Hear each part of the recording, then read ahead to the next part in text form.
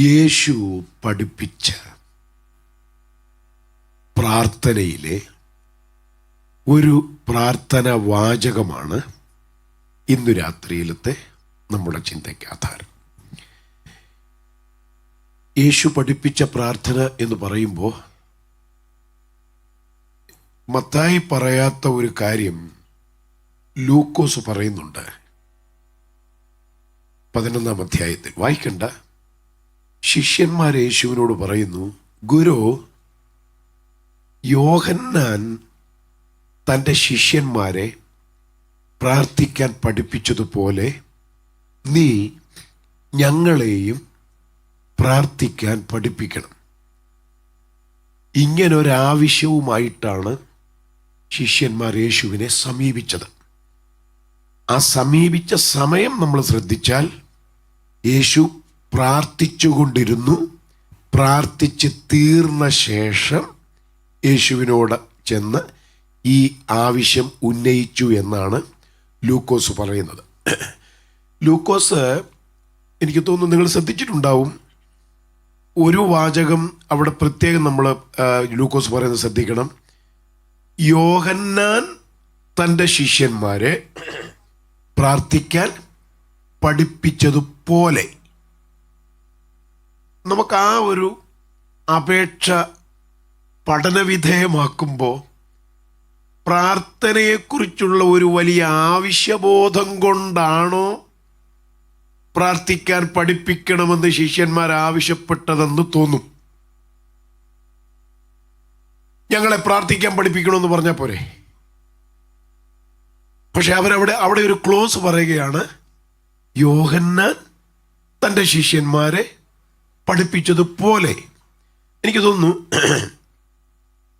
ആ ഒരു വാചകം ഈ ശിഷ്യന്മാർ ഉപയോഗിച്ചതിന് ഒരു പിന്നാമ്പുറമില്ലേ? ഉണ്ട്. കാരണം ഇസ്രായേൽ മക്കൾ ശമൂവേലിനോട് ചെന്ന് പറയുന്നൊരു കാര്യമുണ്ട്. ശമൂവേലെ, ജാതികൾക്കുള്ളതുപോലെ ഞങ്ങൾക്കും ഒരു രാജാവിനെ വേണം. നോക്കൂ, അപ്പോൾ അവിടെ അവർ പറയുന്നത് അവർക്കൊരു രാജഭരണത്തിലേക്ക് പോകണം എന്നവർ പറയുന്നതിനൊരു കാരണമാണ് പറയുന്നത്. എന്തുകൊണ്ട്? ജാതികൾക്ക് രാജാവുണ്ട്, therefore ജാതികൾക്കുള്ളതുപോലെ ഞങ്ങൾക്കൊരു രാജാവിനെ വേണം. കണ്ടോ? എനിക്ക് തോന്നുന്നു അതുകൊണ്ടാണ് ഞാൻ പറഞ്ഞൊരു പിന്നാമ്പുറമുണ്ടെന്ന്. ആ പഴയ നിയമ പിതാക്കന്മാർ, ഇസ്രായേൽ സഭയിലെ പിതാക്കന്മാർ രാജാവിനെ ചോദിച്ചത് ജാതികൾക്ക് രാജാവ് ഉള്ളതുകൊണ്ട് ജാതികൾക്കുള്ളതുപോലെ ഉണ്ടോ ഞങ്ങൾക്കും ഒരു രാജാവിനെ വേണം. അതിൻ്റെ പിന്തുടർച്ചക്കാരായ പുതിയ നിയമ ശിഷ്യന്മാര് യേശുവിനോട് പറയുകയാണ്, യോഹന്നാൻ തൻ്റെ ശിഷ്യന്മാരെ പ്രാർത്ഥിക്കാൻ പഠിപ്പിച്ചതുപോലെ. കണ്ടോ?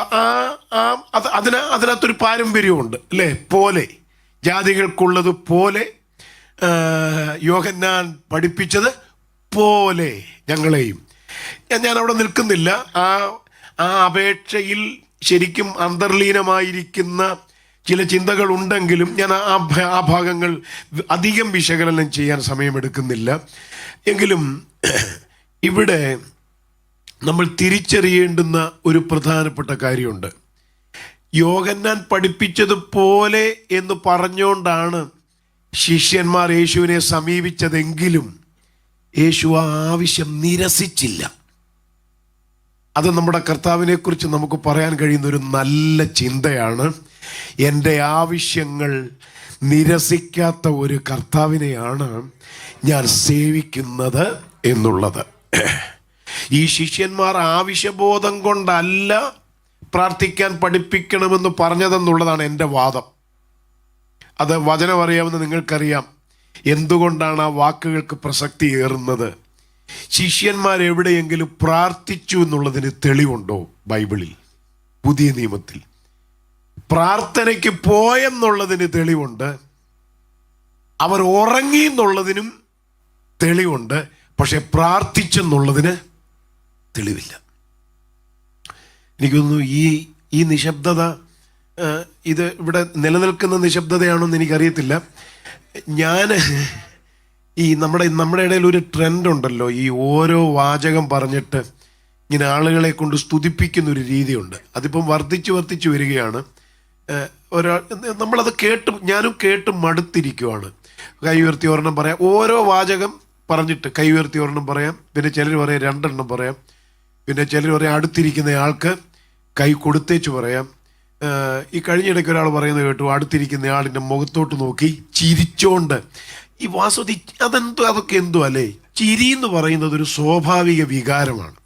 ഇപ്പം പാസ്റ്റർ കുര്യൻ സാമുവേൽ പറഞ്ഞിട്ട് ഞാൻ ചിരിക്കുമ്പോൾ അത് ഡ്യൂപ്ലിക്കേറ്റ് അല്ലേ?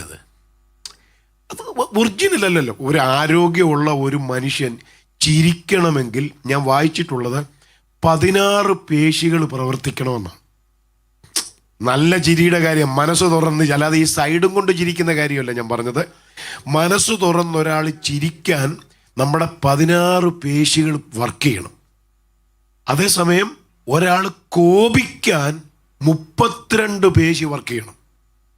അതുകൊണ്ടാണ് ഈ പഴയ ആളുകൾ പറയുന്നത് ചിരിക്കുന്നതാണ് ആരോഗ്യത്തിനും ആയുസ്സിനും നല്ലത് എന്ന് കരുതി ഈ വെയിലത്തൂടെ നടന്നാരും ചിരിക്കരുത്. അത് വേറൊരു അസുഖമാണ്. അപ്പം ഈ ടി.ഡി. പാസ്റ്റർ പറഞ്ഞു ചിരിക്കുന്നത് ആരോഗ്യത്തിന് നല്ലതാണെന്ന് പറഞ്ഞ് ഈ നട്ടുച്ച വെയിലത്ത് പൊരിപൊളിയുന്ന വെയിലത്ത് നടന്ന് ചിരിക്കുന്ന കാര്യമല്ല ഞാൻ പറഞ്ഞു വന്നത്. എനിക്കും തോന്നിയിട്ടുണ്ട്, നമ്മൾ ചിലപ്പോൾ 3-4 പേര് ഒരുമിച്ചിരുന്ന് വർത്തമാനം പറയുമ്പോൾ ചിലർ ചിരിക്കത്തില്ല. നിങ്ങൾ ശ്രദ്ധിച്ചിട്ടുണ്ടോ? ഭയങ്കരമായിട്ട് ചിരിക്കേണ്ട ഒരു പറയുന്നത്, പക്ഷേ ചിലർ ചിരിക്കത്തില്ല. നമുക്ക് അവരോടൊരു വിഷമം തോന്നില്ല. കാരണം നമ്മൾ വലിയൊരു തമാശ പറഞ്ഞിട്ട് പുള്ളി ചിരിച്ചില്ല. അവരോട് പിണക്കം തോന്നരുത്, ഏതോ കോശത്തിൻ്റെ പ്രവർത്തനം കുറവാണ്. ഞാൻ പറയുന്നത് അങ്ങനെ കാണാവൂ എന്ന് പറഞ്ഞു. അല്ലാതെ നമ്മുടെ ആളുകൾ പിന്നെ അത് വേണമെങ്കിൽ ഒരു കുറ്റമായിട്ട് പുള്ളി നമ്മളൊരു കമ്പനി കൂടാന്ന് വിചാരിച്ചപ്പോൾ ചിരിക്കത്തുമില്ല, മുഖം കുത്തി വീർപ്പിച്ച് അങ്ങനെയേ കാണാവൂ എന്ന് ഞാൻ പറഞ്ഞതാണ്. അപ്പം ഞാൻ ആ ഭാഗം വിടാം. ഞാൻ പറഞ്ഞു വന്നത്, ഈ കൈ ഉയർത്തി പറയാം, 3 എണ്ണം പറയാം, 4 എണ്ണം പറയാം അതിൻ്റെ അംഗൻവാടിയാണോ ഇത്? ആരാധനയൊന്നും ആരും അങ്ങനെ കാണരുത്. മറ്റൊരാൾ പറഞ്ഞിട്ട് വേണോ ഞാൻ എൻ്റെ ദൈവത്തിനൊരു മഹത്വം കൊടുക്കാൻ? ആരാധനയെ ബൈബിൾ വിശേഷിപ്പിച്ചിരിക്കുന്നത് സ്വമേധായാഗമെന്നാണ്, സ്വമേധാദാനമെന്നാണ്. എന്ന് പറഞ്ഞാൽ മറ്റൊരാളിൻ്റെ ആഹ്വാനമില്ലാതെ, മറ്റൊരാളിൻ്റെ പ്രേരണയില്ലാതെ എൻ്റെ ദൈവം എനിക്ക് എന്ത് ചെയ്തു എന്നോർത്ത് നന്ദി നിറഞ്ഞ ഹൃദയത്തോടെ ഞാൻ ദൈവത്തിന് അർപ്പിക്കുന്ന സ്വമേധായാഗമാണ് സംശുദ്ധമായ ആരാധന. അങ്ങനെയുള്ള ആരാധന വചന ശുശ്രൂഷയ്ക്കിടയിൽ അത് വെളിപ്പെടട്ടെ. അല്ലാതെ ആരാധിപ്പിച്ച് നമ്മളൊരു അന്തരീക്ഷം കൃത്രിമമായി സൃഷ്ടിക്കുന്നതൊക്കെ വാസ്തവത്തിൽ അതൊന്നും കർത്താവിന് പ്രസാദമുള്ള ചടങ്ങുകളേ അല്ല. അതുകൊണ്ട് വചനം ശ്രദ്ധിക്കുന്ന ദൈവമക്കളെ, പരിശുദ്ധാത്മാവ് ഇടപെടുന്നെങ്കിൽ, അന്തരാത്മാവിനോട് ദൈവാത്മാവ് ഇടപെടുന്നെങ്കിൽ ആർക്കും അടങ്ങിയിരിക്കാൻ പറ്റത്തില്ല. ആമേൻ. അതുകൊണ്ട് അപ്പോൾ ശിഷ്യന്മാരെ യേശു പ്രാർത്ഥിക്കാൻ പഠിപ്പിച്ചു. അവിടെ ഒത്തിരി സംശയങ്ങൾ എനിക്കുണ്ട്, ഞാൻ ആ ഭാഗങ്ങളിലേക്ക് പോകുന്നതെന്ന് പറഞ്ഞാൽ, ശിഷ്യന്മാർ പ്രാർത്ഥനയെക്കുറിച്ച് ആവശ്യബോധമുള്ളവരായതുകൊണ്ടല്ല എന്ന് ഞാൻ പറഞ്ഞല്ലോ. നമുക്കറിയാം, യേശു 2 സ്ഥലത്തെ ശിഷ്യന്മാരെ പ്രാർത്ഥിക്കാൻ കൊണ്ടുപോയുള്ളൂ അല്ലേ? ഒന്ന് ഉയർന്ന മലയിലും മറ്റൊന്ന് ഗെഥസമനയിലും. 2 സ്ഥലത്തെ കൊണ്ടുപോയുള്ളൂ. എനിക്ക് സംശയം ഉണ്ടാക്കുന്ന മറ്റൊരു കാര്യം, ഇവരെ 12 പേരെയും കൊണ്ട് യേശു പ്രാർത്ഥനയ്ക്ക് പോയില്ല അല്ലേ? പത്രോസിനെയും യാക്കോബിനെയും യോഹന്നാനെയും മാത്രം കൂട്ടിക്കൊണ്ടാണ് ഉയർന്ന മലയിൽ. അപ്പം 9 പേരെ കർത്താവ് അവിടെ ഒഴിവാക്കുന്നുണ്ട്. അതെനിക്കൊരു ചെറിയ അഭിപ്രായ വ്യത്യാസം കർത്താവിനോട് തോന്നിയൊരു കാര്യമാണ്. എന്നാ പണിയാ? രാത്രി മുഴുവൻ ഇരുന്ന് പ്രാർത്ഥിച്ച് തനിക്ക് ബോധിച്ചിട്ട് തിരഞ്ഞെടുത്തതാണ് ഈ 9 പേരെ, ഈ 12 പേരെ.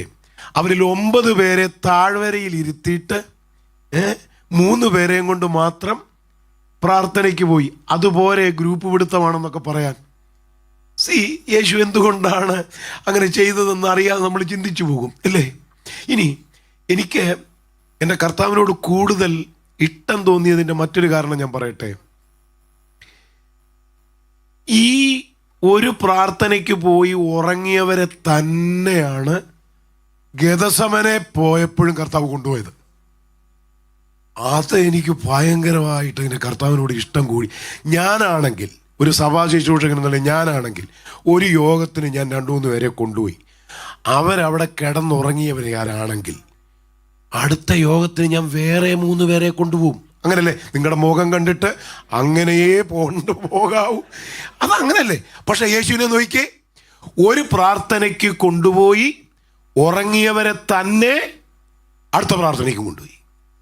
എന്താ കർത്താവ് അതിനൊരു ഉത്തരം കണ്ടെത്തിയിട്ടുണ്ട്. ഉത്തരം ആർക്കെങ്കിലും കിട്ടുന്നെങ്കിൽ ഞാൻ പോകുന്നതിന് മുമ്പേ പറഞ്ഞാൽ ഞാനത് കൊണ്ടുപോയിക്കൊള്ളാം. എനിക്ക് എറണാകുളത്ത് ആവശ്യമുള്ളൊരു സാധനമാണത്. അല്ല, എനിക്ക് ഭയങ്കര ഇഷ്ടമുള്ളൊരു മേഖലയാണ്. പിന്നെ ഞാൻ തൽക്കാലം ആശ്വസിച്ച ഒരു കാര്യം പറയാം. കാരണം നിങ്ങളുടെ ചിലരുടെ മുഖം കണ്ടിട്ട് ഇനിയിപ്പോൾ അത് ചിന്തിച്ചുകൊണ്ടിരിക്കും. എന്നാലും കർത്താവ് ഈ 3 പേരെ ഉറങ്ങിയവരെ തന്നെ പിന്നെയും കൊണ്ടുപോയത് എന്തിനാ?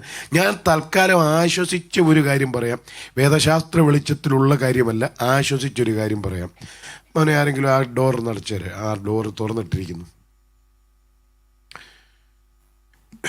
Thank you.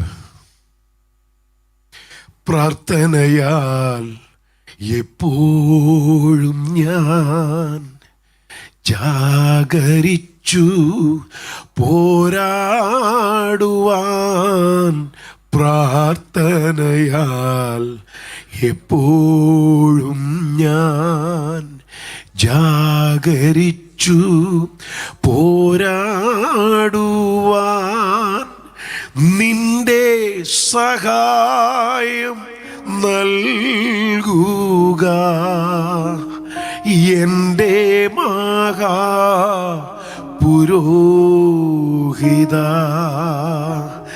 നിന്റെ സഹായം നൽകുക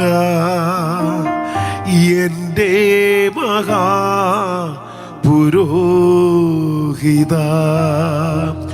ഉറപ്പിക്കെന്നെയൻ നാഥ നിറയ്ക്ക. Thank you, Lord. We worship you, Lord. Oh, thank you for your grace. Thank you for your abundant blessings. Amen. മുറ്റും നിറഞ്ഞു ശോഭിപ്പാൻ ക്രിസ്തൻ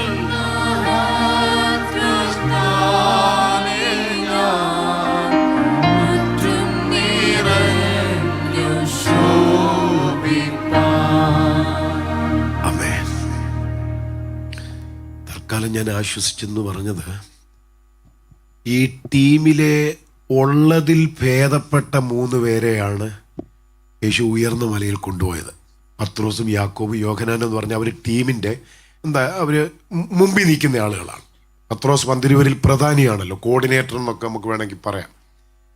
അപ്പോൾ യേശു അങ്ങനെ ചെയ്തതിൻ്റെ എൻ്റെ ഒരു അനുമാനമാണ്, ഉള്ളതിൽ ഭേദപ്പെട്ടവർ കിടന്നുറങ്ങിയവരാണെങ്കിൽ ബാക്കിയുള്ള 9 പേര് മിക്കവാറും യോഗത്തിന് പോകുന്ന വഴിക്ക് നിന്നുറങ്ങുന്നവരായിരിക്കും. ഹല്ലേലൂയ. ദൈവമക്കളെ, നമ്മളെ നമ്മുടെ കർത്താവിന് നന്നായിട്ട് അറിയാം. ഞാൻ ഒരു കാര്യം പറയാം, അഭിനയിച്ചൊന്നും ആർക്കും രക്ഷപ്പെടാൻ പറ്റത്തില്ല. നമ്മുടെ പ്രാർത്ഥനയായാലും നമ്മുടെ ആരാധനയായാലും നമ്മുടെ ശുശ്രൂഷകളായാലും അതെല്ലാം ജെനുവിനായിരിക്കട്ടെ.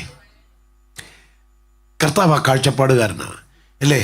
തൻ്റെ കൂടെ നിന്ന 12 പേരോട് പോലും യേശു പറയാത്തൊരു കാര്യമാണ് നഥനയേലിനോട് പറഞ്ഞത്. നഥനയേൽ, നീ സാക്ഷാൽ ഇസ്രായേലിനാ. പറഞ്ഞാൽ നീ ജെനുവിനാ, നീ ഒറിജിനലാ. അതിന് വേറൊരർത്ഥമുണ്ട്. നിന്റെ വല്യപ്പനുണ്ടല്ലോ യാക്കോബ്, ഉള്ളി നമ്പരായിരുന്നെന്ന് അതിൻ്റെ അർത്ഥം അറിയാമല്ലോ. കണ്ണു കാണാൻ വയ്യാത്ത അപ്പനെ ചേട്ടൻ്റെ ഉടുപ്പിട്ട് ചേട്ടനാണെന്ന് തെറ്റിദ്ധരിപ്പിച്ച് അനുഗ്രഹം അടിച്ചു മാറ്റിക്കൊണ്ടുപോയ ഒരു യാക്കോബിനെ നമുക്കറിയാം, അല്ലേ? അതുകൊണ്ടാണല്ലോ യാക്കോബിനെ ഉപായി എന്ന് വിളിച്ചത്. അപ്പോൾ അതാണ് അതിൻ്റെ അർത്ഥം. നിന്റെ പാരമ്പര്യം നോക്കിയാൽ ഇസ്രായേൽ എന്ന് പേരുള്ള നിന്റെ വല്യപ്പനുണ്ടല്ലോ, ആള് ഉപായി ആയിരുന്നു. എന്നാൽ നീ സാക്ഷാൽ ഇസ്രായേലിയൻ. അപ്പം നോക്കിക്കേ, തലമുറകൾ കഴിഞ്ഞാലും കർത്താവിൻ്റെ വിലയിരുത്തൽ കണ്ടോ? അവൻ നമ്മെ നന്നായി അറിയുന്നു. അതാ ഞാൻ പറഞ്ഞത്, കണ്ണ് കാണാൻ വയ്യാത്ത ഇസഹാക്കിൻ്റെ മുൻപിൽ ഉടുപ്പ് മാറ്റിയൊക്കെ ഇട്ട് നമുക്ക് അഭിനയിച്ച് രക്ഷപ്പെടാം. എന്നാൽ അഗ്നിജ്വാലയ്ക്കൊത്ത കണ്ണുള്ളവൻ്റെ മുൻപിൽ, ഓ ഹല്ലേലൂയ, അഗ്നിജ്വാലയ്ക്കൊത്ത കണ്ണുള്ളവൻ്റെ മുൻപിൽ നമുക്ക് അഭിനയിച്ച് രക്ഷപ്പെടാൻ കഴിയില്ല. നമുക്ക് ആ ഭാഗം വിടാം. അപ്പോൾ യേശു അവരെ പ്രാർത്ഥിക്കാൻ പഠിപ്പിച്ചു. ഈ പ്രാർത്ഥനയെ സംബന്ധിച്ച് വിവിധങ്ങളായ പഠിപ്പിക്കലുകൾ നമ്മുടെ ഇടയിലുണ്ട്, വേദശാസ്ത്രികളുടെ ഇടയിൽ. അതിൽ എനിക്കേറെ പ്രിയങ്കരമായി തോന്നിയ ഈ പ്രാർത്ഥനയുടെ ഒരു വിഭജനം ഞാൻ നിങ്ങളുടെ ശ്രദ്ധയിൽ കൊണ്ടുവരുന്നു. അത് പൊതുവെ അംഗീകരിക്കപ്പെട്ട ഒരു പഠന സംവേദന രീതിയാണ്. ഈ പ്രാർത്ഥനയെ 3 തിരിക്കാം. യേശു പഠിപ്പിച്ച പ്രാർത്ഥനയെ 3 തിരിക്കാം. ഒന്ന്, അഭിസംബോധന. എന്താണ് അഭിസംബോധന? സ്വർഗസ്ഥനായ ഞങ്ങളുടെ പിതാവേ. അതാണ് ഈ പ്രാർത്ഥനയുടെ 1-ാം ഭാഗം, അഭിസംബോധന. ദൈവത്തെ എങ്ങനെ വിശേഷിപ്പിക്കുന്നു? പിതാവേ. ശ്രദ്ധിക്കുന്നുണ്ടോ? പുതിയ നിയമം നിങ്ങൾ ശ്രദ്ധിച്ചേ. യേശു ഒരിക്കൽ മാത്രമേ പിതാവാം ദൈവത്തെ ദൈവമേ എന്ന് വിളിച്ചുള്ളൂ. അത് പുതിയ നിയമം നിങ്ങൾ ശ്രദ്ധിച്ചാൽ അറിയാം. യേശു സംസാരിച്ചിടത്തൊക്കെ ദൈവത്തെ വിശേഷിപ്പിച്ചതും വിളിച്ചതും പിതാവേന്നാണ്. ഒരിക്കൽ മാത്രമേ യേശു ദൈവമേ എന്ന് പറഞ്ഞുള്ളൂ. അത് ക്രൂശിലാണ്. ക്രൂശിലെ ക്രൂരമായ ഏകാന്തതയിൽ യേശു ചോദിച്ചില്ലേ, എൻ്റെ ദൈവമേ, എൻ്റെ ദൈവമേ, നീ എന്നെ കൈവിട്ടതെന്ത്? അതല്ലാതെ ബാക്കി 3.5 വർഷത്തെ ശുശ്രൂഷയ്ക്കിടയിൽ എൻ്റെ പിതാവിനുള്ളതിൽ എൻ്റെ പിതാവ്, ഈ പദമാണ് യേശു സർവ്വസാധാരണയായി ഉപയോഗിച്ചത്. ഈ പ്രയോഗം യേശു തുടങ്ങി വെച്ചത് തന്നെ 12-ാമത്തെ വയസ്സിലാണ്. നമുക്കതറിയാം. കാരണം യേശുവിനെ പെരുന്നാൾ കഴിഞ്ഞ് മിസ് ചെയ്ത യോസേഫും മറിയയും ആ യേശുവിനെ തേടിത്തിരക്കി യെരുശലേമിൽ ചെന്നപ്പോൾ പള്ളിക്കകത്തിരുന്ന് ഉപദേഷ്ടാക്കന്മാരോട്, ശാസ്ത്രിമാരോട് സംസാരിക്കുന്ന യേശുവിനെ കണ്ടു. ആരാ? 12 വയസ്സുകാരൻ. അവൻ്റെ ഉപദേശത്തിങ്കൽ അവർ വിസ്മയിച്ചെന്നാണ് എഴുതിയിരിക്കുന്നത്. അപ്പോൾ നീ എന്നാ പണിയായി കാണിച്ചതെന്ന് മാതാപിതാക്കൾ ചോദിച്ചപ്പോൾ യേശു പറഞ്ഞ ഉത്തരം എന്താ? നിങ്ങൾ എന്നെ എന്തിനാ അന്വേഷിച്ചത്? ഞാൻ എൻ്റെ പിതാവിനുള്ളതിൽ ഇരിക്കേണ്ടതല്ലയോ? കണ്ടോ? അപ്പൊ 12-ാമത്തെ വയസ്സിൽ പോലും യേശു ദൈവത്തെ എങ്ങനെ വിളിച്ചു? പിതാവേ എന്ന് വിളിച്ചു. എനിക്കതൊക്കെ പറയുമ്പോൾ ഉണ്ടല്ലോ, എൻ്റെ അന്തരംഗം നന്ദി കൊണ്ട് നിറയും. കാരണം എനിക്ക് സ്വർഗത്തിലൊരു പിതാവ് ഉണ്ടെന്നുള്ളതാ. ഹല്ലേലൂയ. പോട്ടെ, നമുക്കവിടെ നിൽക്കാൻ നേരമില്ല. അപ്പോൾ പ്രാർത്ഥനയുടെ 1-ാം ഭാഗം അഭിസംബോധനയാണ്. 2-ാം ഭാഗം എന്ന് പറയുന്നത് അപേക്ഷകളാണ്. നിങ്ങൾ ഇപ്പം ഇവിടെ ഇരുന്ന് എണ്ണാൻ ശ്രമിക്കരുത്. വീട്ടിൽ ചെന്നിട്ട് ഈ പ്രാർത്ഥനയൊന്ന് നോക്കിയിട്ട് ആ അപേക്ഷകൾ ഏതൊക്കെയാണെന്നൊന്ന് അടിയിൽ വരയ്ക്കുന്നതിൽ കുത്തി വരയ്ക്കരുത്. അതിൻ്റെ ഓരോ ഭാഗം 6 അപേക്ഷകളാണ് ഈ കൊച്ചു പ്രാർത്ഥനയിൽ ഉല്ലേഖനം ചെയ്യപ്പെട്ടിട്ടുള്ളത്. 6 അപേക്ഷകൾ. 6 അപേക്ഷകളെ 2 തിരിക്കാം. ഒന്ന്, ആത്മീയ കാര്യങ്ങൾക്ക് വേണ്ടിയുള്ള അപേക്ഷ, അഥവാ ആത്മീയത. 2, ഭൗതികത. ആത്മീയം എന്ന് പറയുമ്പോൾ നമുക്ക് അങ്ങനെ വിശദീകരിക്കാൻ ഞാൻ സമയം എടുക്കുന്നത് ശരിയല്ല. എങ്കിലും ഓടിച്ചു പറയാം. നിന്റെ രാജ്യം, അല്ലേ? നിന്റെ ഇഷ്ടം, നിന്റെ നാമം, അല്ലേ? സ്വർഗസ്ഥനായ ഞങ്ങളുടെ പിതാവേ, നിന്റെ നാമം വിശദീകരിക്കപ്പെടണമേ, നിന്റെ രാജ്യം വരണമേ, നിന്റെ ഇഷ്ടം. കണ്ടോ? ദൈവത്തിൻ്റെ നാമം, ദൈവത്തിൻ്റെ രാജ്യം, ദൈവത്തിൻ്റെ ഇഷ്ടം. കണ്ടോ? 6 അപേക്ഷകളിൽ ആദ്യത്തെ 3 ദൈവീകമായവയാണ്, ആത്മീയമായവയാണ്. പിന്നീടുള്ള 3 കാര്യങ്ങൾ ഭൗതികമായവയാണ്. അതിൻ്റെ വിശദാംശങ്ങളിലേക്ക് ഞാൻ പോകുന്നില്ല. അപ്പോൾ 6 അപേക്ഷകളാണ് യേശു പഠിപ്പിച്ച ഈ കൊച്ചു പ്രാർത്ഥനയിലുള്ളത്. 3-ാം ഭാഗമെന്ന് പറയുന്നത് മഹത്വാർപ്പണമാണ്. അത് എത്ര മനോഹരമാണ്! രാജ്യവും ശക്തിയും മഹത്വവും എന്നേക്കും നിനക്കുള്ളതല്ലോ. ആമേൻ. മഹത്വാർപ്പണം. അപ്പോൾ യേശു പഠിപ്പിച്ച പ്രാർത്ഥനയെ 3 തിരിക്കാം. 1 അഭിസംബോധന, 2 അപേക്ഷകൾ, 3 മഹത്വാർപ്പണം. ഇന്ന് രാത്രി അല്പമൊന്ന് വിശദീകരിക്കാൻ നമ്മൾ ആഗ്രഹിക്കുന്നത് യേശുവിൻ്റെ പ്രാർത്ഥനയിലെ ഒരപേക്ഷയാണ്. ഒരപേക്ഷ, അതൊരു ഭൗതിക കാര്യത്തിന് വേണ്ടിയുള്ള അപേക്ഷയാണ്. അതാണ് നമ്മൾ വായിച്ചത്. ഞങ്ങൾക്ക് ആവശ്യമുള്ള ആഹാരം ഇന്ന് തരണമേ. എനിക്ക് തോന്നുന്നു നിങ്ങൾ ആ വാചകം ശ്രദ്ധിച്ചിട്ടുണ്ടെങ്കിൽ, പഠനഹൃദയത്തോടെ ആ തിരുവെഴുത്ത് നിങ്ങളുടെ കണ്ണിൽ ഉടക്കിയിട്ടുണ്ടെങ്കിൽ, ലൂക്കോസ് പറയുന്നത് ഒരല്പം വ്യത്യാസപ്പെടുത്തിയാണ്. ലൂക്കോസ് പറയുന്നത് അന്നന്ന് തരണേന്ന്, പക്ഷെ മത്തായി പറയുന്നത് ഇന്ന് തരണേന്നാണ്. അപ്പം ഈ അന്നന്ന് അങ്ങനെ നോക്കിയേ ലൂക്കോസ് എന്തോ പറഞ്ഞേക്കുന്നതെന്ന്. യെസ്, ദിനം പ്രതി. Thank you. ശ്രദ്ധിച്ചേ കേട്ടോ. അപ്പം ലൂക്കോസ് പറയുന്നതും മത്തായി പറയുന്നതും തമ്മിൽ വ്യത്യാസമുണ്ട്. മത്തായി പറയുന്നത് ഇന്ന് തരണം, ഞങ്ങൾക്ക് ആവശ്യമുള്ള ആഹാരം ഇന്ന് തരണം. പക്ഷെ ലൂക്കോസ് പറയുന്നു ദിനം പ്രതി തരണം. ഈ പദപ്രയോഗങ്ങളിലെ വ്യത്യാസം ഒറ്റ വാക്കിൽ പറഞ്ഞു വിടാം. ലൂക്കോസ് വൈദ്യനാണ്, അല്ലേ? ഒരു മെഡിക്കൽ ഡോക്ടറാണ്. ഞാൻ കരുതിയത് അങ്ങനെയാണ്, തൽക്കാലം ആശ്വസിച്ചത്. എന്ന് പറഞ്ഞാൽ ഒരു ഡോക്ടറും ഒരു ദിവസത്തേന് മെഡിസിൻ എഴുതത്തില്ല, അല്ലേ? ഒരു 5-6 ദിവസത്തേനുള്ളത് എഴുതും. അതുകൊണ്ടാവാം ലൂക്കോസ് ആ വാചകത്തോട് ഏത് പദം ചേർത്തത്? ദിനം പ്രതി. അപ്പൊ ലൂക്കോസ് ആ ഡോക്ടറെ സ്ലിപ്പ് എഴുതുന്നത് പോലെ, പ്രിസ്ക്രിപ്ഷൻ എഴുതുന്നത് പോലെ ആ വാചകം അങ്ങനെ ഉപയോഗിച്ചു എന്ന് വേണം കരുതാൻ. അതേസമയം മത്തായി ആകട്ടെ, എനിക്കൊന്ന് വേദശാസ്ത്ര വെളിച്ചത്തിൽ കുറെ കൂടെ ഗൗരവമായി എനിക്കിഷ്ടം തോന്നിയത് മത്തായിയുടെ പ്രയോഗമാണ് ഇന്ന് തരണമേ. അതിന് ഒരു പഴയ നിയമ പശ്ചാത്തലമുണ്ട്. ഇന്ന് തരണേ എന്ന് പറയുന്നതിൽ ദൈവം ഇസ്രായേൽ മക്കൾക്ക് മന്ന കൊടുത്തപ്പോൾ അന്നത്തേനുള്ളതാ കൊടുത്തേ, അല്ലേ? എന്നിട്ട് പ്രത്യേകം പറഞ്ഞു നാളത്തേക്ക് വെക്കരുത്. എന്നിട്ടും എനിക്കതൊക്കെ ഭയങ്കര സങ്കടം തോന്നുന്ന കാര്യമാണ്. നാളത്തേക്ക് വെക്കരുത്, കൃമിച്ചു പോകുമെന്ന് പറഞ്ഞിട്ടും ചിലർ നാളത്തേക്ക് വെച്ചു എന്നും അത് കൃമിച്ചു പോയി എന്നും വചനത്തിൽ എഴുതിയിട്ടുണ്ട്. അത് ഇസ്രായേൽ സഭയിൽ നമ്മൾ കാണുന്ന ഒരു എന്താ പറയണ്ടേ, കർത്താവിനോട് കാണിച്ച ഒരു ഭയങ്കര അവിശ്വസ്തതയാണ്. കാരണം വെക്കരുത് നാളത്തേന്, ഇന്ന് കഴിച്ചോണമെന്ന് പറഞ്ഞതാണ്, പക്ഷെ അവർ നാളത്തേന് വെച്ചു. അവിടെ ഒരു ചെറിയ ചിന്ത ഞാൻ പറയട്ടെ. ഈ മന്ന ദൈവം കൊടുത്തത് മഞ്ഞിനകത്ത് പൊതിഞ്ഞാണ്. അതെല്ലാവർക്കും അറിയാമല്ലോ. കാരണം മന്ന പൊഴിഞ്ഞത് മരുഭൂമിയിലാണ്. മരുഭൂമിയിലേക്ക് മന്ന പൊഴിച്ചപ്പോൾ ദൈവം അത് എങ്ങനെ കൊടുത്തു? ഫ്രീസ് ചെയ്താ കൊടുത്തേ. മഞ്ഞിനകത്താണ് ഈ മന്ന വെച്ചത്. അതുകൊണ്ടാണ് ദൈവം ഇസ്രായേൽ മക്കളോട് പറഞ്ഞത് സൂര്യൻ ഉദിക്കും മുൻപേ മന്ന പെറുക്കണം. കണ്ടോ? കാരണം സൂര്യൻ ഉദിച്ചാൽ മഞ്ഞുരുകും. മഞ്ഞുരുകിയാൽ മഞ്ഞിനകത്ത് വെച്ചിരിക്കുന്ന മന്ന മണ്ണിൽ മുട്ടും.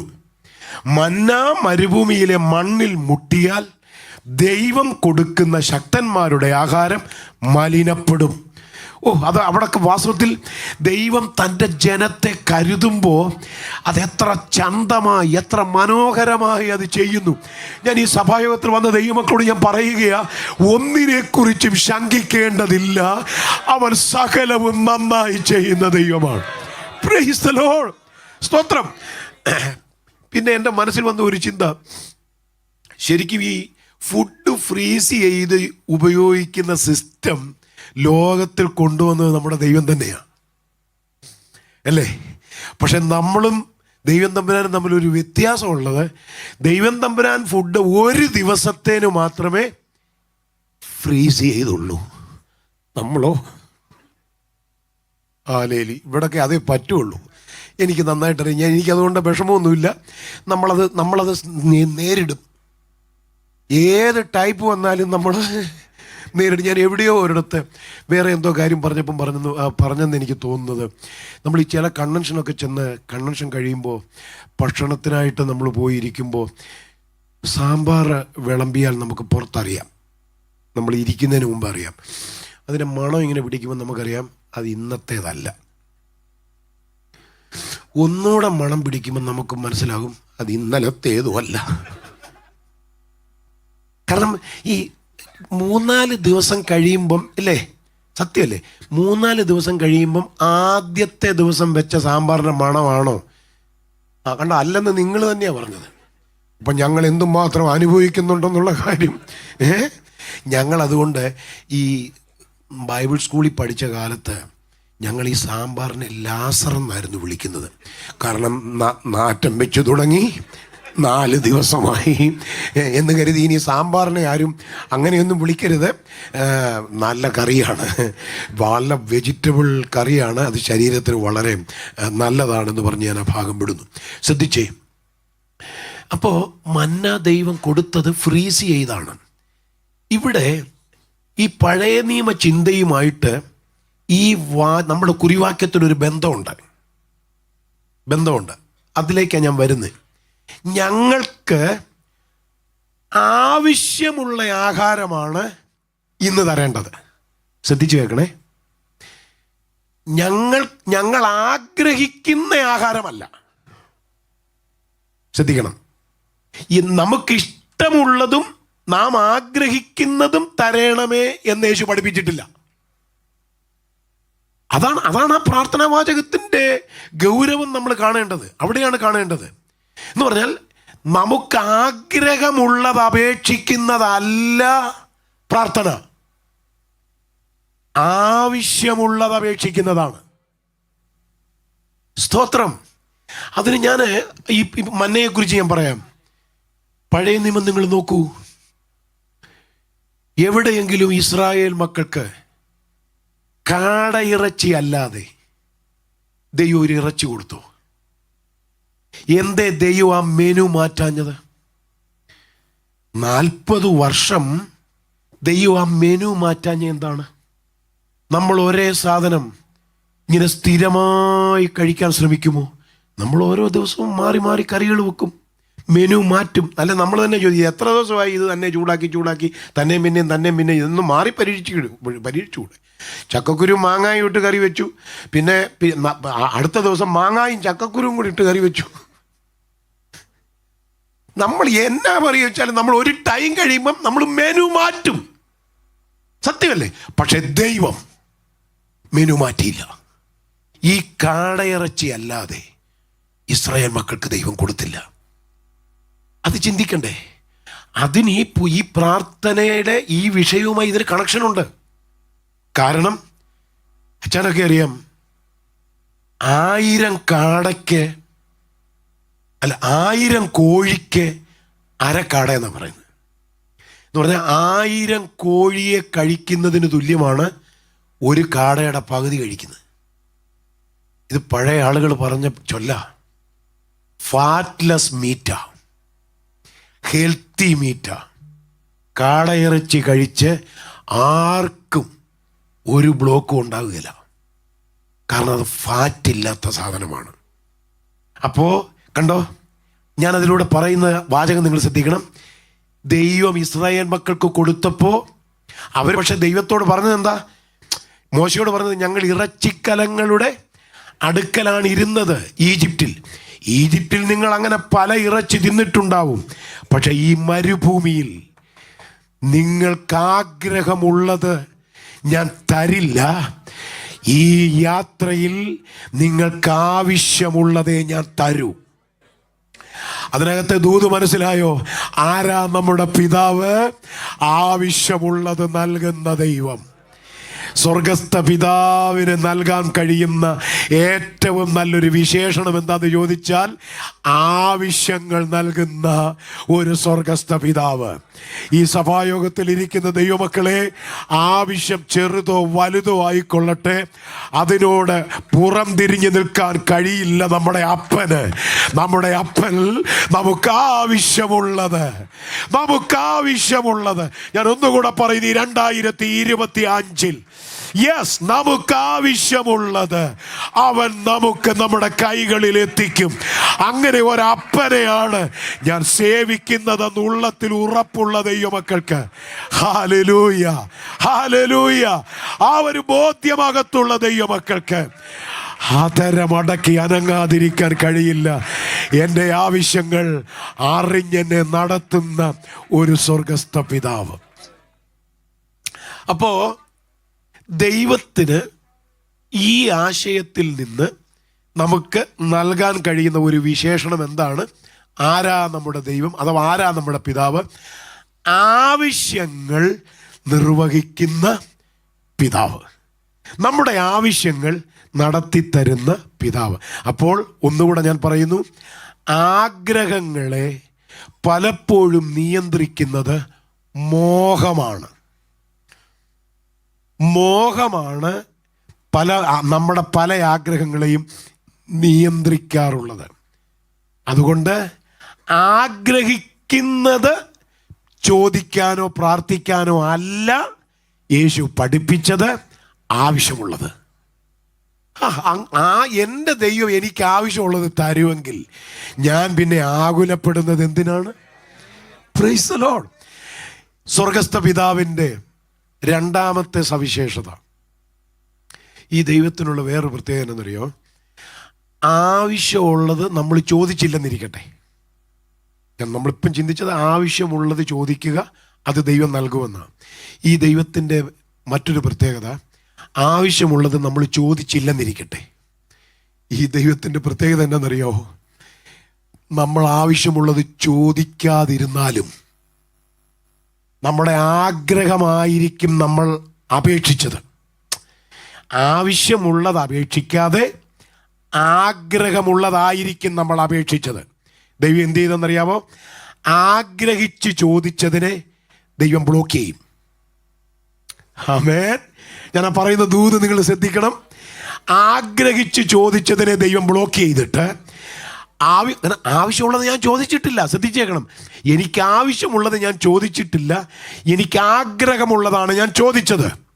പക്ഷേ ചോദിച്ചത് ദൈവം എനിക്ക് തന്നില്ല. ആഗ്രഹിച്ച് ചോദിച്ചതിനെ ദൈവം തടഞ്ഞു വെച്ചിട്ട്, ആമേൻ, എനിക്ക് ആവശ്യമുള്ളത് എന്താണോ അത് ഈ അപ്പൻ എനിക്ക് തരും. ഹല്ലേലൂയ. എനിക്കിവിടെ എൻ്റെ ദൈവത്തെ ഭയങ്കര ഇഷ്ടമാണ്. കാരണം എൻ്റെ ആക്രാന്തം കൊണ്ടോ എൻ്റെ മോഹം കൊണ്ടോ മറ്റുള്ളവരുമായി താരതമ്യം ചെയ്യുമ്പോൾ എന്തെങ്കിലുമൊക്കെ വാരിക്കൂട്ടണം വാങ്ങിക്കൂട്ടണമെന്നുള്ള അത്യാർത്തി കൊണ്ടോ ആഗ്രഹിച്ച് ചോദിക്കുന്ന ചിലത് ദൈവം ബ്ലോക്ക് ചെയ്ത് വെക്കുന്ന ദൈവമാണ്. ആ ദൈവത്തെ ഞാൻ സ്തുതിക്കുന്നു. എന്ന് പറഞ്ഞാൽ ചില ചോദ്യങ്ങൾക്ക് മറുപടി തരാതിരിക്കുന്ന ദൈവത്തിനും ഞാൻ ഇന്ന് പകൽ മഹത്വം അർപ്പിക്കുകയാണ്. ഞാൻ ഈ ആശയത്തിനൊരു തെളിവ് പറയാം, വിശദീകരിക്കുകയില്ല. 40 വർഷമായി ദൈവാലയ ഗോപുരവാതിൽക്കൽ ഭിക്ഷയാചിച്ചു കൊണ്ടിരുന്ന മുടന്തൻ. ശരിക്കും അവൻ ആവശ്യമുള്ളത് എന്താണ്? നിങ്ങൾ എന്നോടൊപ്പം നിൽക്കണം. അവൻ ആവശ്യമുള്ളത് എന്താണ്? അവന് സൗഖ്യമാണ് വേണ്ടത്. അതല്ലേ അവൻ്റെ ആവശ്യം. അവൻ മുടന്തനാണ്, അമ്മയുടെ ഗർഭം മുതലേ മുടന്തനാണ്. അവനെ കാണുന്നവർക്കും അറിയാം അവൻ്റെ ആവശ്യം സൗഖ്യമാണ്, അല്ലേ? മുടന്തു മാറുക എന്നുള്ളതാണ്. പക്ഷേ അവൻ ചോദിച്ചതെന്താണ്? കാശാണ്. വല്ലതും കിട്ടുമെന്ന് കരുതി പത്രോസും യോഹന്നാനും പോയപ്പോൾ അവരോട് ചോദിച്ചു, വല്ലതും കിട്ടുമെന്ന് കരുതി. അപ്പോൾ നിങ്ങൾ ശ്രദ്ധിച്ചേ, ഇവൻ്റെ ആഗ്രഹവും ഇവൻ്റെ അപേക്ഷയും പൈസയാണ്. പക്ഷെ ഇവൻ്റെ ആവശ്യം സൗഖ്യമാണ്.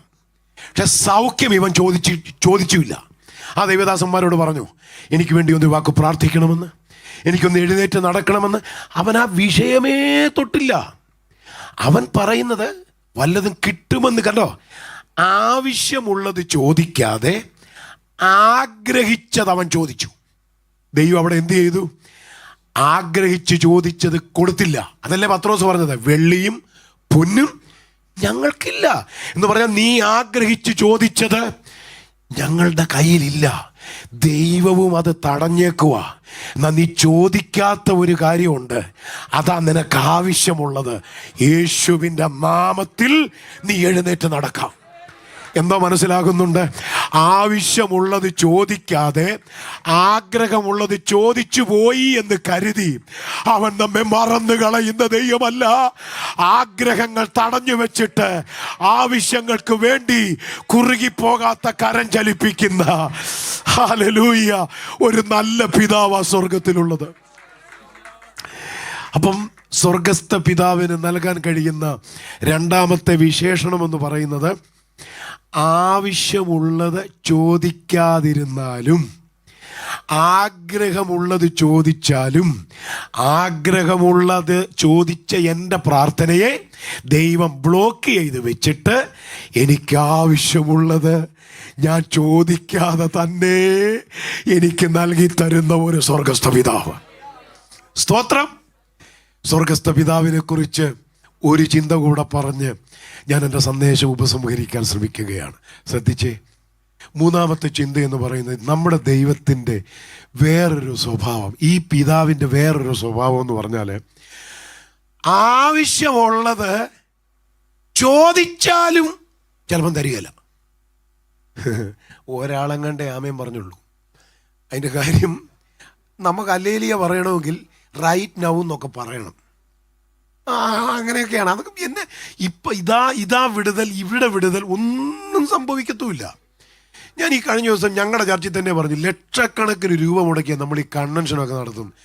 1200 ആദിവാസി കോളനി വയനാട് ജില്ലയിൽ ഇനിയും സുവിശേഷീകരിക്കപ്പെട്ടിട്ടില്ല. ഒരു സുവിശേഷകൻ എത്താത്ത 1000-ലധികം ആദിവാസി കോളനി കേരളത്തിലുണ്ട്, വയനാട്ടിലുണ്ട്. ഈ ലക്ഷക്കണക്കിന് രൂപ ഒരു മാമാങ്കത്തിന് ഉപയോഗിക്കുന്നതിനേക്കാൾ എത്രയോ നല്ലതാ ഈ സുവിശേഷം എത്താത്ത സ്ഥലങ്ങളിൽ ഈ പൈസയും കൊണ്ട് പോയി വല്ലതും ചെയ്യുന്നത്. നമ്മൾ ചെയ്യത്തില്ല. നമുക്ക് വർഷത്തിൽ ഒരിക്കലും ഒരു മഹോത്സവം കൊണ്ടാടണം. നിങ്ങൾ ശ്രദ്ധിച്ചു നോക്കി, ഇതിൻ്റെയൊക്കെ റിസൾട്ട് ഒന്നും സംഭവിക്കുന്നില്ല. സ്റ്റേജിലിരിക്കുന്നവർ തന്നെ തമ്പി കണ്ടാൽ പലരും മിണ്ടുന്നവരല്ല, കൈ കൊടുക്കുന്നവരല്ല. കൈ കൊടുക്കത്തില്ലെന്ന് മാത്രമല്ല, കയ്യിലും കൊടുക്കത്തില്ല. ഹല്ലേലൂയ. പക്ഷെ നമുക്ക് സ്റ്റേജ് കിട്ടിയാൽ നമ്മൾ തകർത്താടും. ഇതൊക്കെ എതിലേ കയറി വരുന്നെന്ന് എനിക്ക് ഇന്ന് വരെ അറിയത്തില്ല. ഞാൻ ദൈവമക്കളെ, നമ്മുടെ ദൈവം വിശുദ്ധനായ ദൈവമാണ്. നമ്മുടെ പെർഫോമൻസ് കൊണ്ടൊന്നും ഈ ദൈവത്തെ പ്രസാദിപ്പിക്കാമെന്ന് ആര് കരുതരുത്. നമ്മുടെ അന്തർഭാഗത്തിലെ സത്യമാണ് ദൈവം ഇച്ഛിക്കുന്നത്. ആമേൻ, ഹല്ലേലൂയ. പോട്ടെ, ഞാൻ ആ ഭാഗം വിടുന്നു. അപ്പം നമ്മുടെ ദൈവത്തിൻ്റെ മറ്റൊരു പ്രത്യേകത, ഈ പ്രത്യേകത പറഞ്ഞ് ഞാൻ നിർത്തും. ആവശ്യമുള്ളത് ചോദിച്ചാലും ചിലപ്പം തരത്തില്ല. ആ ദൈവത്തെ എങ്ങനെ സ്തുതിക്കാൻ പറ്റും? നമ്മുടെ ചിന്താശാഖ ആരംഭമിട്ടത് എവിടുന്നാണെന്നറിയാമോ? ഞങ്ങൾക്ക് ആവശ്യമുള്ളത് ഇന്ന് തരണമേ. അപ്പം നമ്മുടെ ദൈവം ആ വാചകത്തിൽ ആരാണ്? ആവശ്യമുള്ളത് തരുന്ന ദൈവം. അപ്പം ആവശ്യമുള്ളതാണ് ചോദിക്കേണ്ടത്, ആഗ്രഹമുള്ളതല്ല. അതാണ് നമ്മുടെ ഒന്നാമത്തെ ചിന്ത.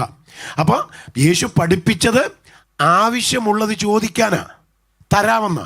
പക്ഷേ നമ്മളിപ്പോൾ ചിന്തിച്ച് നിർത്താൻ പോകുന്നിടത്ത് സ്വർഗസ്ഥ പിതാവിൻ്റെ പ്രത്യേകത, ആവശ്യമുള്ളത് ചോദിച്ചാലും ചിലപ്പോൾ തരത്തില്ല. എന്നാ അപ്പനല്ലേ? അതുകൊണ്ടല്ലേ നിങ്ങൾ ശാന്തമായിട്ടിരുന്നത്? ഇത്രയും നേരം സ്തുതിച്ച പലരും ഈ അപ്പനെ കൊണ്ട് ഇവിടെ കൊണ്ട് കെട്ടിയപ്പോഴത്തേന് ആളുകളൊക്കെ പലരും കൺട്രോൾ പോയി. എന്നാ ഇടപാടാ ഇതല്ലേ? ഞാൻ അതിനൊരു തെളിവ് പറയട്ടെ. വചനമറിയാവുന്ന നിങ്ങളുടെ ഉള്ളിൽ അതിന് ഉത്തരം വന്നു കാണും. 3 വട്ടം പൗലോസ് കർത്താവിനോട് ചോദിച്ചത് തൻ്റെ ആഗ്രഹമല്ല, തൻ്റെ ആവശ്യമാണ്. എനിക്ക് സൗഖ്യം വേണം അല്ലേ? ജഡത്തിൽ ശൂലം വഹിക്കുന്നവനാ ആ അപ്പോസ്തലൻ. ചോദിച്ചത് ആവശ്യമുള്ളത് തന്നെയാ. വചനം അറിയാമല്ലോ. പക്ഷേ കർത്താവ് എന്താ മറുപടി കൊടുത്തത്? കണ്ടോ? ആവശ്യമുള്ളത് ചോദിച്ചിട്ടും അത് കൊടുക്കാതിരുന്നിട്ട് പൗലോസ് ചോദിക്കാതിരുന്ന ഒരു കാര്യം കർത്താവ് പൗലോസിന് കൈമാറുകയാണ്. അതിനകത്തെ മർമ്മം മനസ്സിലായോ? പൗലോസേ, നീ ചോദിച്ച സൗഖ്യം ഞാൻ നിനക്ക് തന്നാൽ ഒരു പക്ഷേ നീ ആരോഗ്യമുള്ള ശരീരം കൊണ്ട് ശുശ്രൂഷ തുടരും. പക്ഷേ വെളിപ്പാടുകളുടെ ആധിക്യം നിനക്കുള്ളത് കൊണ്ട് നീ നിഗളിച്ചു പോവും. ശ്രദ്ധിച്ചു കേൾക്കണം. നീ നിഗളിച്ചു എന്ന് പറഞ്ഞാൽ നീ ചോദിച്ചത് ആവശ്യമുള്ളതാണ്. ആ സൗഖ്യം ഞാൻ നിനക്ക് തന്നാൽ ആരോഗ്യമുള്ള ഒരു ശരീരം കൊണ്ട് നീ ശുശ്രൂഷിക്കും. പക്ഷേ നിനക്കെന്ത് സംഭവിക്കും? നിഗളിച്ചു പോകാതിരിക്കാനാണല്ലോ ജഡത്തിൽ ഒരു ശൂലം കൊടുത്തത്. അപ്പൊ പൗലോസ് വീഴാതെ, ആമേൻ, ഈ മണ്ഡലത്തിൽ, ഈ ശുശ്രൂഷയിൽ, ഈ ക്രിസ്തീയ ജീവിതത്തിൽ വീഴാതെ നിൽക്കണമെന്നുള്ളതാണ് പൗലോസിനെ കുറിച്ചുള്ള ദൈവത്തിന്റെ ആത്യന്തിക ലക്ഷ്യം. ആമേൻ, ആമേൻ.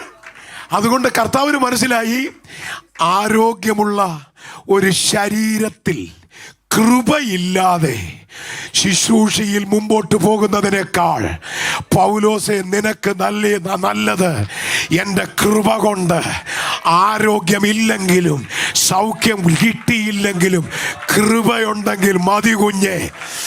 Glory, hallelujah. കണ്ടോ, ആവശ്യമുള്ളത് ചോദിച്ചാലും ദൈവം തരാതിരിക്കുമ്പോൾ ഓർത്തോണം, നിന്നെ വീഴാതെ നിർത്തുന്ന ദൈവകൃപയുടെ വലിപ്പം ആമേൻ നമ്മുടെ മൺകൂടാരത്തിൽ പകരാനാ, നമുക്ക് കൈമാറാനാ ആവശ്യമുള്ളത് ചോദിച്ചിട്ടും അവൻ തരാതിരിക്കുന്നത്. ഈ ദൈവത്തിന് മഹത്വം കൊടുക്കാൻ നമുക്ക് കഴിയുമോ? ഇന്നത്തെ പകലിൽ സ്വർഗസ്ഥ പിതാവിൻ്റെ 3 സവിശേഷതകൾ നമ്മൾ ചിന്തിച്ചു. 1, ആവശ്യമുള്ളത് നൽകുന്ന പിതാവ്. 2, ആവശ്യമുള്ളത് ചോദിക്കാതെ ആഗ്രഹമുള്ളത് ചോദിച്ചാലും ചോദിക്കാത്ത ആവശ്യത്തിൻ്റെ മേൽ അത്ഭുതം പ്രവർത്തിക്കുന്ന സ്വർഗസ്ഥ പിതാവ്. 3, ആവശ്യമുള്ളത് ചോദിച്ചാലും തരാതിരുന്നിട്ട് എന്നെ ഇവിടെ നിർത്തിക്കൊണ്ടുപോകാൻ, വീഴാതെ എന്നെ നിത്യതയിലെത്തിക്കാൻ എൻ്റെ മേൽ കൃപ പകരുന്ന പിതാവ്. അങ്ങനെയാണെങ്കിൽ ഇന്നത്തെ പകല് നമുക്ക് പറ, കർത്താവേ, നിന്റെ കൃപയാണ് എനിക്ക് വേണ്ടത്, നിന്റെ ശക്തിയാണ് എനിക്ക് വേണ്ടത്. ഞാൻ അവിടെ നിന്നുകൊണ്ട് ഒരു ചിന്ത ഈ ദൈവസഭയോട് പറയാൻ നിയോഗമുള്ളത് കൊണ്ട് ഞാൻ പറയട്ടെ. നിയോഗമുള്ളത് കൊണ്ട് നമുക്ക് കൃപയാണ്, ദൈവശക്തിയാണ് നമുക്ക് വേണ്ടത്. 2 ശിഷ്യന്മാരെ ഞാൻ നിങ്ങൾക്ക് പരിചയപ്പെടുത്താം. 1 എലീശയാണ്, ഏലിയാവിൻ്റെ ശിഷ്യൻ. 2 ഗേഹസിയാണ്, എലീശയുടെ ശിഷ്യൻ. അപ്പോൾ എലീശയുടെ ശിഷ്യനാണ് ഗേഹസി, ഏലിയാവിൻ്റെ ശിഷ്യനാണ് എലീശ. ഇവരെ 2 പേരെ നമ്മുടെ മനസ്സിലേക്കൊന്ന് കൊണ്ടുവന്നേ. ഗേഹസി യജമാനൻ്റെ പുറകെ നടന്ന് പണം സമ്പാദിച്ചു, ഇല്ലേ? നയമാൻ വന്നപ്പോൾ നയമാൻ്റെ കയ്യിൽ നിന്ന് സ്വത്ത് സമ്പാദിച്ചില്ലേ ഗേഹസി? അപ്പം എലീശയുടെ കൂടെ നടന്ന് ശിഷ്യൻ കാശുണ്ടാക്കി, പണക്കിഴി ഒപ്പിച്ചു ഗേഹസി. എന്നാൽ എലീശ യജമാനന്റെ കൂടെ നടന്ന് ഒരു പുതപ്പൊപ്പിച്ചു. ഹല്ലേലൂയ. ഇതെന്നെ ചലഞ്ച് ചെയ്യുന്നൊരു ഭാഗമാണ്. 4 പതിറ്റാണ്ട് ശുശ്രൂഷയിൽ പിന്നിടുമ്പോൾ പരിശുദ്ധാത്മാവ് എന്നെ നേരെ വിരൽ ചൂണ്ടിയൊരു ചിന്തയായത്.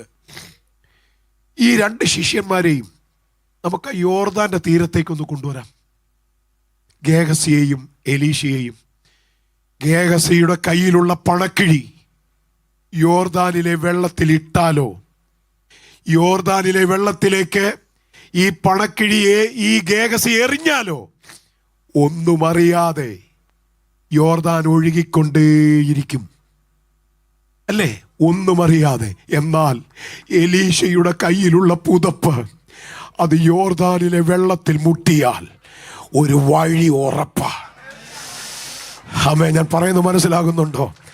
അങ്ങനെയാണെങ്കിൽ ഈ രാജ്യത്ത് കർത്താവിനെ സേവിക്കുന്ന ദൈവമക്കളെ, കരകവിഞ്ഞൊഴുകുന്ന യോർദാനെ ചലിപ്പിക്കാത്ത പണക്കിഴി അല്ല ദൈവസഭയ്ക്ക് ആവശ്യം. ഇന്നിൻ്റെ ആവശ്യം യോർദാനെ കീറി മുറിക്കുന്ന ദൈവശക്തിയാണ്, ദൈവത്തിൻ്റെ അഭിഷേകമാണ്. ആ തിരിച്ചറിവുള്ള ദൈവമക്കളാണ് ഇന്ന് സന്ധ്യയിൽ ഈ യോഗത്തിൽ ഇരിക്കുന്നതെങ്കിൽ, കർത്താവേ നിന്റെ കൃപ മതി, നിന്റെ കൃപ മതി കർത്താവേ എന്ന് പറയാൻ ഉള്ളിൽ താല്പര്യമുള്ള എത്ര ദൈവമക്കൾ ഇതിനകത്തുണ്ട്. അങ്ങനെയുള്ളവർ മാത്രം, ഞാൻ ആഹ്വാനം ചെയ്തിട്ടല്ല, കർത്താവേ യോർദാനെ ചലിപ്പിക്കാത്ത കുറെ നാണയത്തുട്ടുകളുടെ വർധനവല്ല എനിക്ക് വേണ്ടത്. യോർദാനിൽ വഴി തുറക്കുന്ന അഭിഷേകത്തിന്റെ പുതപ്പ്, ആത്മശക്തിയുടെ പുതപ്പ്, ദൈവകൃപയുടെ പകർച്ച, അതെനിക്ക് വേണം കർത്താവേ എന്നാശിക്കുന്ന ദൈവമൈതലേ, ആദരം തുറന്ന എല്ലാവരും ഒരു നിമിഷം പ്രാർത്ഥിച്ചാട്ട്.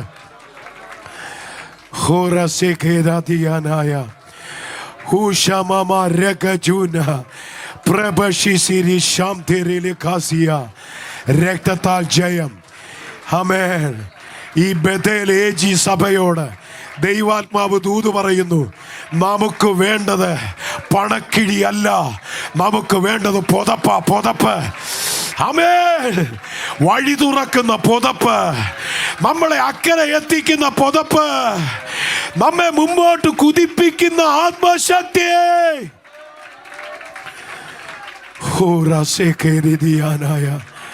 Hallelujah, hallelujah, hallelujah. നിങ്ങളുടെയും സഭായോഗത്തിൻ്റെ സ്ഥിരം ഷെഡ്യൂളുകൾക്കിടയിൽ എന്നെപ്പോലെ ഒരു സാധാരണ ഉപദേശിക്ക് അവസരമൊരുക്കി ശുശ്രൂഷയിൽ എന്നെ പ്രോത്സാഹിപ്പിച്ച കർത്തൃദാസന്മാരോടും സഭയോടും നന്ദി പറയുന്നു. ഞാൻ എറണാകുളം ജില്ലയിൽ തൃപ്പൂണിത്തറയ്ക്കടുത്ത് മാമല എന്ന് പറയുന്ന സ്ഥലത്ത് കർത്താവിൻ്റെ വേല ചെയ്യുന്നു. 31 വർഷം പാഴ്സനേജുകളിൽ മാത്രം താമസിച്ച് സഭാ ശുശ്രൂഷ ചെയ്തു. പക്ഷേ കഴിഞ്ഞ 9 വർഷമായിട്ട് ഒരു പുതിയ പ്രവർത്തനം, അത് ദൈവാത്മാവ് എന്നോട് പറഞ്ഞിട്ട് ഞാൻ എടുത്തു ചാടിയതാണ്. പഴയ സഭകളിൽ, കാരണം മറ്റുള്ളവർ സ്ഥാപിച്ച പഴയ സഭകളിൽ നമ്മൾ ഒരു ടേം ഇരിക്കുക, പിന്നെ അടുത്ത സഭയിലേക്ക് അടുത്ത ടേം മാറുക, അതിങ്ങനെ തുടർന്നു വന്നു. ഞാൻ അസംതൃപ്തനായിരുന്നു. എനിക്കെന്തുകൊണ്ട് മറ്റുള്ളവർ സ്ഥാപിച്ച സഭകളിലിരുന്ന് ആനുകൂല്യങ്ങളും അനുഭവിച്ച് ഇങ്ങനെ മാറി മാറി പോകുന്ന അതെന്തൊരു ശുശ്രൂഷ എന്നൊരു ചിന്ത എന്നെ അലട്ടി. പരിശുദ്ധാത്മാവ് എന്നോട് പറഞ്ഞു, വിശ്വാസത്താൽ നീ എടുത്തു ചാട്. അങ്ങനെയാണ് ഒരു പുതിയ പ്രവർത്തനത്തിന് തുടക്കം കുറിച്ചത്. 8 വർഷം കഴിഞ്ഞു. നമുക്ക് കഴിഞ്ഞതിൻ്റെ മുമ്പിലത്തെ ആഴ്ച സ്നാനപ്പെട്ടവരുടെ കണക്കും കൂടെ കൂട്ടുമ്പോൾ 49 കുടുംബങ്ങൾ നമുക്കിന്ന് ആ സഭയിലുണ്ട്. ഞാൻ ദൈവമക്കളോട് പറയുകയാണ്, നമ്മൾ ദൈവത്തെ വചനം പറയുന്നത് പോലെ ഈ ദൈവത്തോട് നമ്മൾ അടുത്ത് ചെന്നാൽ, ആമേൻ, ഈ അപ്പൻ നമ്മളെ കൈവിടത്തില്ല. ഞാൻ പറഞ്ഞെന്തിനാണെന്നറിയാമോ? നിങ്ങളുടെ പ്രാർത്ഥനയിൽ ഞങ്ങളെയും കൂടെ ഓർക്കണമേ എന്ന് പറയാനാണ്. എറണാകുളത്ത് വരുമ്പോൾ ഒരു പ്രഭാത ആരാധനയിൽ ആർക്കെങ്കിലും പങ്കെടുക്കണമെന്ന് ആഗ്രഹമുണ്ടെങ്കിൽ ഞങ്ങളോടൊപ്പം നിങ്ങളെ ഞങ്ങൾ സ്വാഗതം ചെയ്യുന്നു. രാവിലെ 7:30 മണി മുതൽ 10 മണി വരെയാണ് നമ്മുടെ സഭായോഗം. 10 മണി മുതൽ സൺഡേ സ്കൂളിന് കുറച്ച് സമയമുണ്ട്. നമ്മുടെ സഭാപ്രവർത്തനം ആരംഭിച്ചപ്പോൾ മുതൽ ആ സമയമാണ്. കേരളത്തിൽ അത് അത്ര പ്രായോഗികമല്ലായിരുന്നു, പക്ഷേ അത് പരീക്ഷിച്ചു, അത് വിജയിച്ചു. കാരണം 10 മണി കഴിഞ്ഞാൽ ആളുകൾ ഫ്രീ ആണ്. ഞാൻ ഈ ദൈവസഭയെ ഹൃദയത്തിൽ വഹിച്ചുകൊണ്ട് പറയുകയാണ്, ഈ കാലിക്കസേരകളൊക്കെ നിറയട്ടെ, ഷിഫ്റ്റ് വെച്ചുള്ള ആരാധന നടക്കട്ടെ, വലിയ ദൈവപ്രവൃത്തി സഭയ്ക്കകത്തുണ്ടാവട്ടെ. ഞാൻ പറയുന്ന ആത്മശക്തിയുടെ ആരാധനയും വചന വെളിപ്പാടും ഇതിനകത്ത് മുഴങ്ങിയാൽ ജനം ഓടി വരും. പ്രിയരെ, സമൃദ്ധിയായി ദൈവം നിങ്ങളെ അനുഗ്രഹിക്കട്ടെ.